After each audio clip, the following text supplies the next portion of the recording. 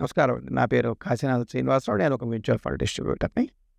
Asset allocation అంటాం. Asset allocation అంటే రకరకాల క్లాసెస్ ఆఫ్ అసెట్స్‌లో మెయిన్‌గా మనకు ఉన్న క్లాసెస్ 3, 4 ఉంటాయండి.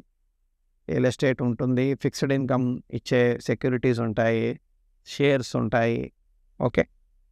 ఇది మెయిన్ అనుకోండి. ఇంకా కమోడిటీస్, మెటల్స్ అలాంటివి కూడా ఉంటాయి. కొంత రేర్ జెమ్స్ గానీ, కొన్ని కొన్ని వస్తువులు ఉంటాయి. చాలా కాలం క్రితం ఉన్న వస్తానే కరెక్ట్‌గా నాకు దాని గుర్తు రావట్లేదు పేరు. సో, ఇలా ఒక 4, 5 అంత రేర్‌గా వాడేవి రెండో, మూడో ఉంటాయి. 4, 5 మెయిన్ క్లాస్ ఆఫ్ అసెట్స్ ఉంటాయి. వీటి వేరియేషన్సే మిగతావన్నీ కూడా. పేర్లు వేరే పెంచిన ఇప్పుడు రీట్స్ అనేది ఉంది. Real estate investment trust. REITs అనేది ఏంటంటే ఒక వేరే ఇది కాదు. రియల్ ఎస్టేట్ దానికి మెయిన్. అక్కడి నుంచి పుట్టుకొచ్చింది. ఇన్విట్స్ అనేది ఇన్‌ఫ్రాస్ట్రక్చర్ మీద ఆధారపడి ఉంటాయి. సో, ఇప్పుడు మనం అసెట్ అలొకేషన్ చేయాలి అని అనుకున్నప్పుడు వాటిలో ఫిక్స్డ్ అసెట్ అలొకేషన్ మంచిది. దాన్ని స్ట్రాటజిక్ అసెట్ అలొకేషన్ అని కూడా అంటారు. అంటే మన వయసుని బట్టో, మన అవసరాన్ని బట్టో, మన రిస్క్ టేకింగ్ కెపాసిటీని బట్టో ఇంత పర్సెంటేజ్ ఈ అసెట్‌లోకి వెళ్ళాలి అని మనం డిసైడ్ చేసుకొని ఫిక్స్డ్‌గా పెట్టుకున్నాం. దానికి మ్యాచ్ అయ్యే ఇన్వెస్ట్మెంట్స్ మనం చేసుకోవడం అవసరం. ఒకవేళ అది మార్కెట్‌లో ఉన్న ఒడిదుడుకుల వలన సంవత్సరంలోనో 6 నెలలు కాదు, సంవత్సరం బెటర్ అనుకుంటాను. కొంత వాటిల్లో వెనక ముందులు అయినప్పుడు అంటే ఆ పర్సెంటేజ్ కొంచెం ఎక్కువ తక్కువ మనం అనుకున్న దానికంటే ఇంబ్యాలెన్స్ అయినప్పుడు దాన్ని మళ్ళీ రీబ్యాలెన్స్ చేయటం అనేది మంచిది. ఈ రీబ్యాలెన్స్ చేయటంలో ఏమవుతుందంటే ఒక్కోసారి మనం వేరే వేరే స్కీముల్లో పెట్టామనుకోండి. నేను ఫిక్స్డ్ ఇన్కమ్‌లో కొంత, ఈక్విటీలో కొంత అనుకున్నాను. అప్పుడు నేను ఈక్విటీలో 50%, ఫిక్స్డ్ ఇన్కమ్‌లో 50% పెట్టినప్పుడు ఈక్విటీ పెరిగింది. ఒక 20% పెరిగినప్పుడు దాన్ని ప్రాఫిట్ బుక్ చేసేప్పుడు నా పోర్ట్ఫోలియో సైజ్ ఎస్పెషల్లీ పెరుగుతూ ఉంటే కనుక క్యాపిటల్ గెయిన్స్ కట్టాల్సి రాదు. షార్ట్ టర్మ్ రావచ్చు, ఒక్కోసారి లాంగ్ టర్మ్ కూడా రావచ్చు. సో, అది దానిలో అనుకుంటే ఒక డిసడ్వాంటేజ్. పర్వాలేదు నేను చేసుకుంటానంటే మంచిదే, దాన్ని పెద్దగా పట్టించుకోకుండా.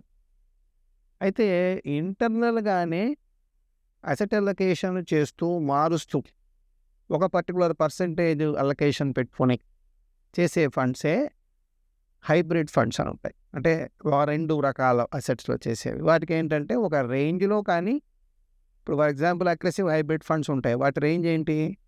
20% నుంచి 35% వరకు డెట్‌లో మినిమమ్ మాక్సిమం. 65 నుంచి 80% ఈక్విటీలో మినిమమ్ మాక్సిమం.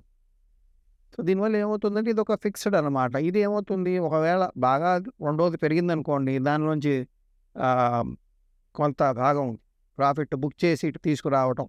ఇది పెరిగితే దానిలోకి ఇది తగ్గిందనుకోండి, ఈక్విటీ మార్కెట్ తగ్గిందనుకోండి, మంచి అవకాశం అని చెప్పి కొంత డెట్‌లోంచి దీనిలోకి రావటం.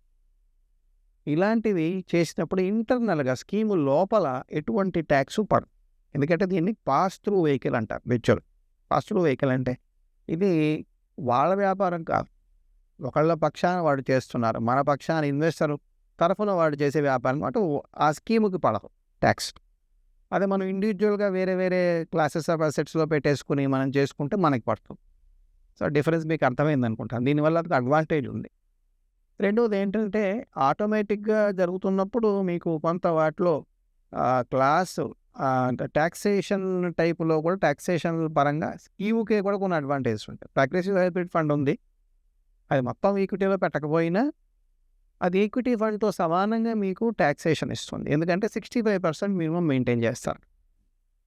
ఇటువంటివి కొన్ని ఈవెన్ మల్టీ అసెట్ ఫండ్స్‌లో కూడా కొంత 65% ఈక్విటీ మెయింటైన్ చేసేవి ఉంటాయి. అయితే ప్యూర్ మల్టీ అసెట్ కోరుకునేవాడు 65% చూడకుండా కొంచెం దగ్గరగా డిస్ట్రిబ్యూట్ చేసేవి 30% 40% ఒక్కో దాంట్లో పెట్టేవి.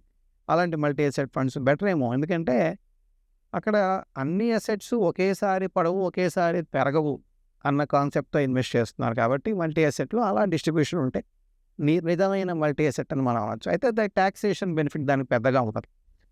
2 ఏళ్ల తర్వాత దానికి ఒకవేళ 35% కంటే ఎక్కువ ఈక్విటీ పెట్టకుండా ఉంటే 2 ఏళ్ల తర్వాత దానికి ఈక్విటీ టాక్సేషన్ అలా ఉంటుందన్నమాట. సో, మీరు ఇంటర్నల్‌గా ఈ రీఅడ్జస్ట్‌మెంట్ జరిగే స్కీములు కొంత మీకు ట్యాక్స్ పరంగా ఉపయోగం. ఎందుకంటే ఇక్కడ లోపల ఎన్నిసార్లు చేంజెస్ జరిగినా కూడా ట్యాక్స్ పడదు కాబట్టి.